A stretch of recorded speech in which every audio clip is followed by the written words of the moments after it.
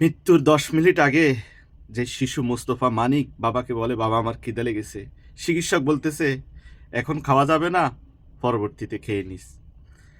সুন্নতে খাতনা করানোর জন্য ডক্টর তাকে অ্যানেস্থিয়া দেয়, এরপরেই মৃত্যুর পরে ঝুলে পড়ে শিশু মানিক।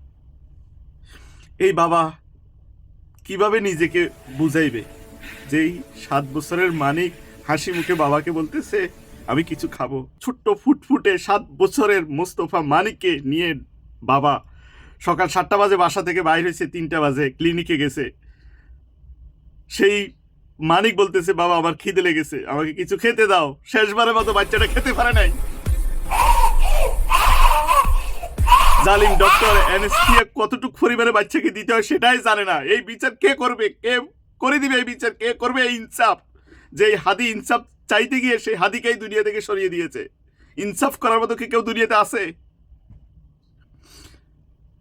15-20 মিনিট লাগার কথা, এরপরে ডাক্তার এখান থেকে ওখান থেকে দৌড়াদৌড়ি করতেছে। ওই যে নাটক শুরু হয়েছে আইসিইউতে নেওয়ার জন্য, নিয়ে 2 ঘন্টা আইসিইউতে রাখছে। পরে যখন পরিবার প্রেসার দিয়েছে তখন বলতেছে মারা গিয়েছে। বাহ, কত সুন্দর এসে বলে দিয়েছে মারা গিয়েছে। এটার কি সঠিক কোনো বিচার হবে? কে করবে এই বিচার? যার ক্ষতি হয়ে গেছে, যার বাচ্চা চলে গেছে, সেই বুঝে সে কি হারাইছে। সংযুক্ত আরব আমিরাতের দুবাইতে এক গর্ভবতী মহিলা যখন ডেলিভারিতে ক্লিনিকে গিয়েছে, হসপিটালে গিয়েছে, সেখানে ডক্টরের ভুল চিকিৎসার কারণে ওই গর্ভবতী মহিলা, ওই ডেলিভারি মহিলা মারা গিয়েছে। আদালতে যখন প্রমাণ হয়েছে যে ওই ডক্টর ভুল চিকিৎসার কারণে ওই মহিলা মারা গিয়েছে, ওই ডক্টরের বিরুদ্ধে আদালত কি রায় দিয়েছে জানেন?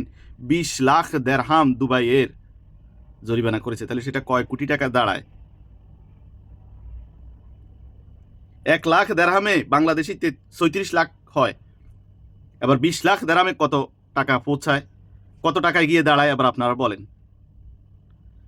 আমার নিজের নিকটবর্তী একজন আত্মীয় ঢাকা যাত্রাবাড়িতে থাকে।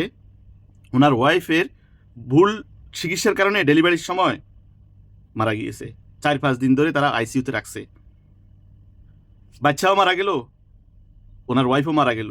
এক ছেলে আছে, 5-7 বছর বয়স তার। চিন্তা করেন আমাদের দেশে এরকম কত শত শত মানুষ মারা যায় শুধু ভুল চিকিৎসার কারণে।